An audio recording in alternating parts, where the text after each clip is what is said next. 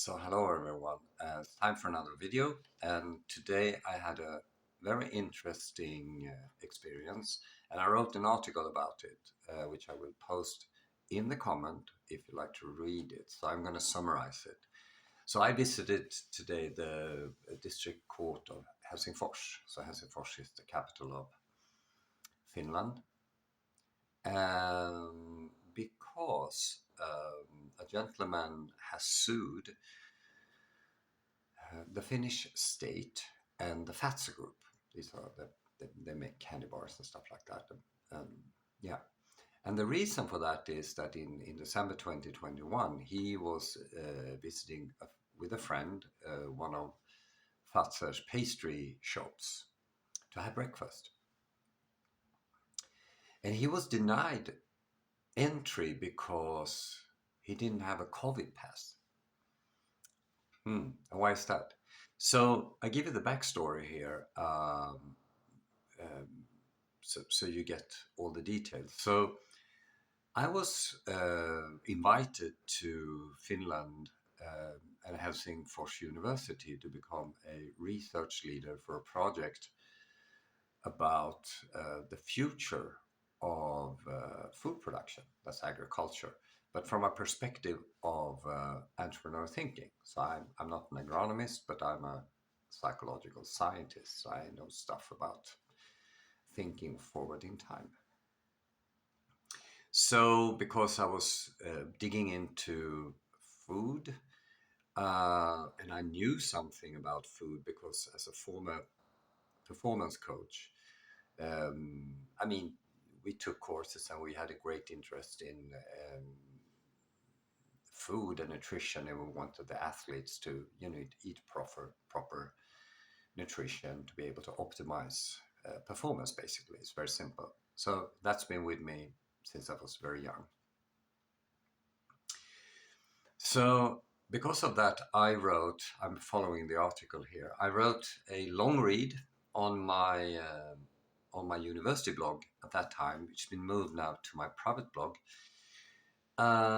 where I just like a timeline. I went through the history of human diet and concluded basically what we need to eat in order to sustain physical and mental health. And that is 13 vitamins, choline, docosahexaenoic fatty acids, abbreviated DHA, and eicosapentaenoic fatty acid, which is abbreviated EPA, and also more than 15 minerals. So all of this need to be consumed from the same plate, if you understand what that means. So in January 2020, I was invited to open the seminar series for expert on food and nutrition at the Department of Food and Nutrition, basically at the faculty I was working at that time. And I basically concluded the same thing, but focused more on mental health because I'm a psychological scientist. So that's my main interest. And that also became one important part in my report, the nutrition part. That's chapter 7, but the report is in Swedish. So yeah, it's a bit tricky.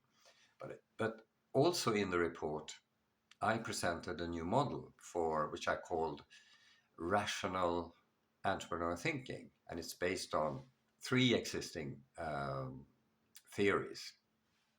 And the first one is epistemic vigilance, so just be suspicious about things, especially if someone is warning you about the ending of the world or seawater level and stuff like that. Disjunctive reasoning, take many sources into account. Don't ask your friends. They will always tell you the wrong stuff. And numeracy, rely on numerical data.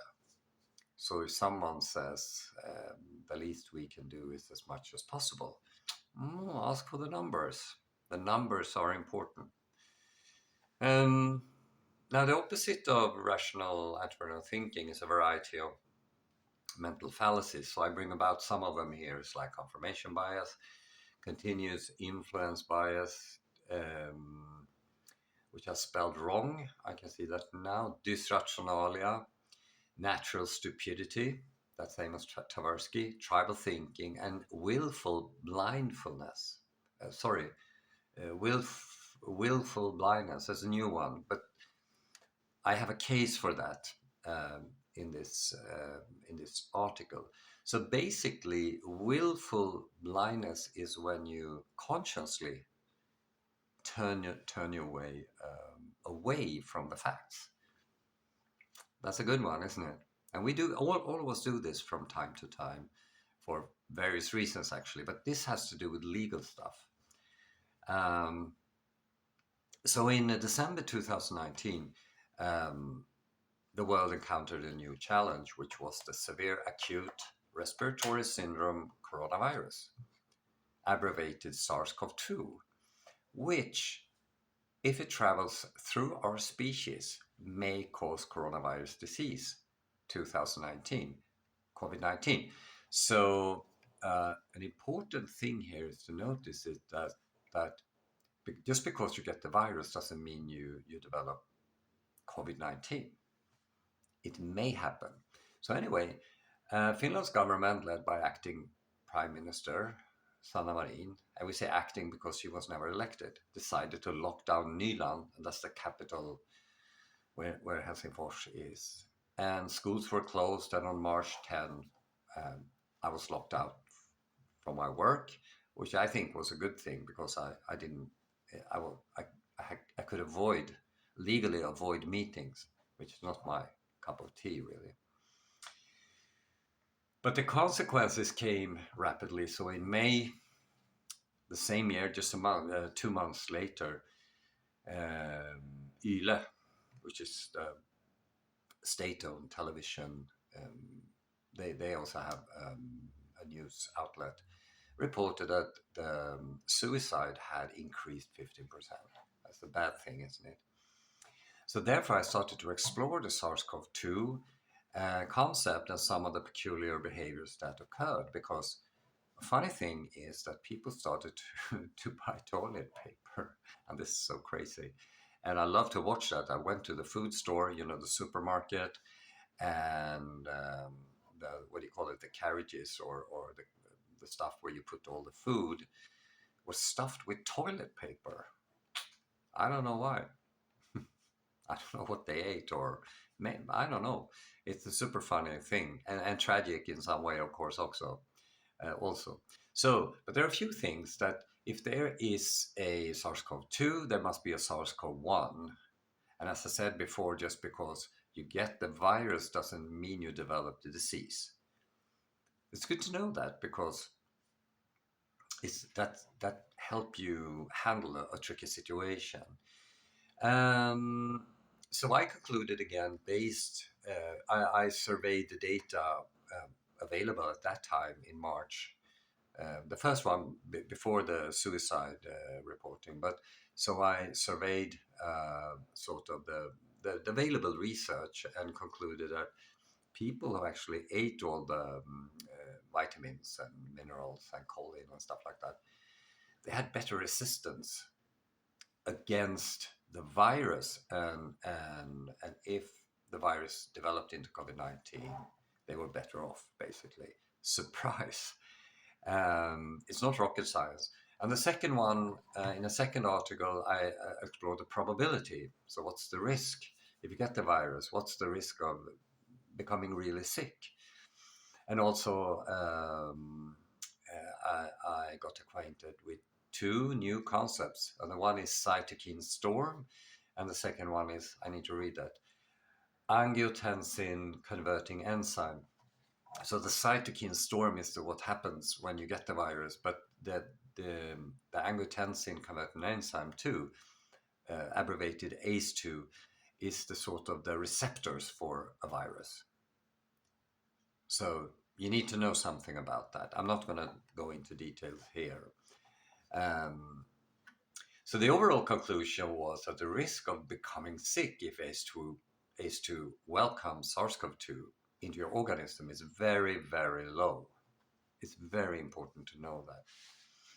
So during the summer of 2021, I wrote another popular science outlet in a Swedish-speaking Finnish business journal where I repeated the low probability of getting sick. And there was also election, so I met a lot of politicians, and they were talking about depression, which was soaring at that time. You can see all of this is consequences either by the lockdown and the Covidpass passport. I don't know what they call it, and I don't know if they implemented it immediately. Um, and yeah, and the vaccine itself.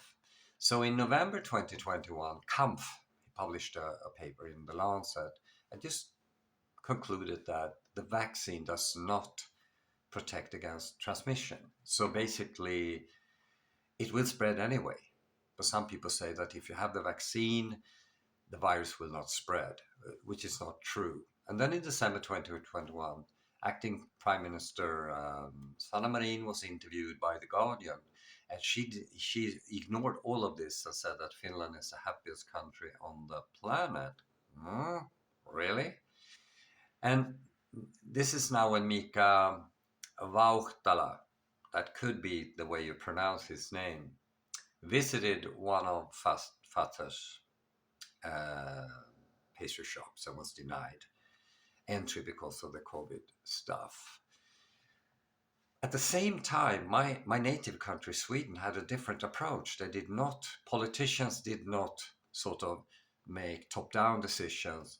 Instead, they decentralized the decision-making to experts. So schools was kept open, and how you isolated again, from other people, that was your decision. And in March 2023, the Swedish Central Bureau of Statistics, which in Swedish is Statistiska centralbyrån, compared measures of excess deaths. And the diagrams show that Finland had much more excess death. And this is attributed sort of to the lockdown thing, because commonality when it comes to viruses is that the sought after effect is herd immunity.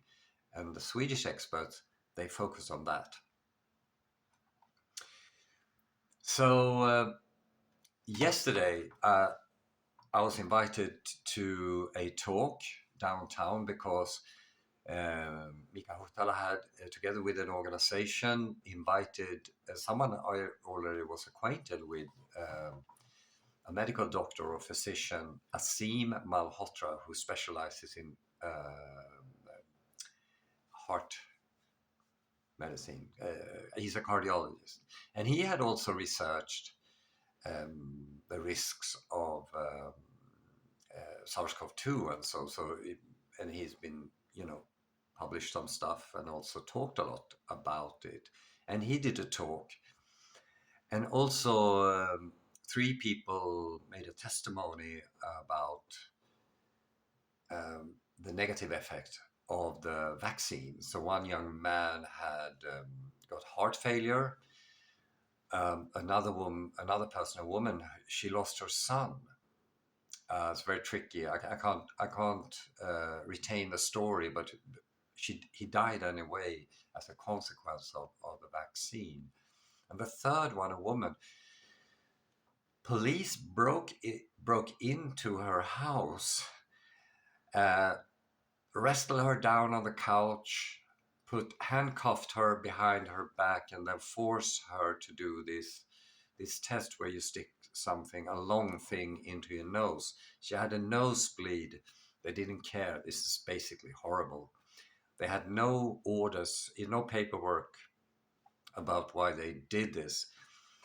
And a police chief, a local one, published her name and picture on social media with a warning. This is so crazy. So this morning then, we gathered at the court, and for 45 minutes, I think at least, Dr. Malhotra gave a very factual testimony about the low risks, about the negative impact of the vaccine per se. And it was very factual and informing. Now the adversaries, they say that the counterpart, no, they had four lawyers, the government, and the chocolate makers, and they couldn't come up with a decent question. They just used ad hominem. It was just horrible. So they asked him very condescending things. Um, would would this be a very factual process, Mika and Asim? Would it's I mean it's completely a win, but law is not an objective thing, but very subjective. So we're going to see what's happening here. Are the court, the people sitting on the podium, will they take Dr. Asima Malhotra's facts into account, or are they biased towards the government who is paying their salaries actually? So this is very tricky. I don't know. Let's see what's happening.